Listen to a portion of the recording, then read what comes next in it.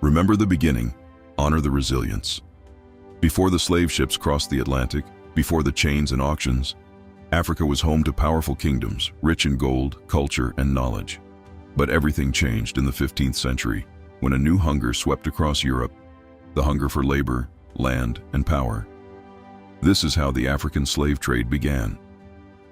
The story begins around 1441, when a Portuguese explorer named Antão Gonçalves captured 2 Africans near modern-day Mauritania and took them to Portugal as slaves.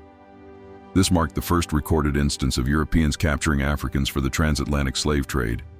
At first, it wasn't an organized system, just a few captures along the coast.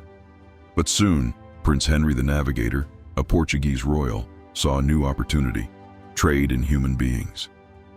By the mid-1400s, Portugal began building forts and trading posts along the West African coast, in places like Elmina, in present-day Ghana. What started as a few kidnappings grew into a massive system of buying and selling African lives. At first, Africans were exchanged for goods, guns, textiles, and rum. Some local rulers, seeking wealth or power, joined the trade, not realizing the devastating consequences it would unleash.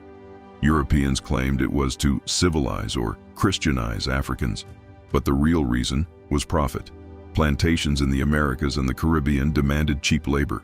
Millions of Africans were captured, chained, and forced across the ocean, a journey known as the Middle Passage, where countless lives were lost. This trade turned human beings into property, fueling the rise of European empires while destroying generations of African societies. Between the 16th and 19th centuries, over 12 million Africans were enslaved and shipped across the Atlantic. It all began with that first capture in 1441, and with a system built on greed, racism, and lies. But Africa's story did not end in chains. From rebellion to resistance, from the Caribbean to the Americas, enslaved Africans carried their culture, their faith, and their strength, shaping the world we know today.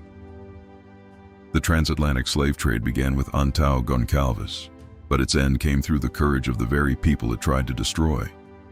Their blood and sacrifice remind us, Africa was never conquered, only betrayed. And the truth, once told, can never be chained again. Remember the beginning. Honor the resilience.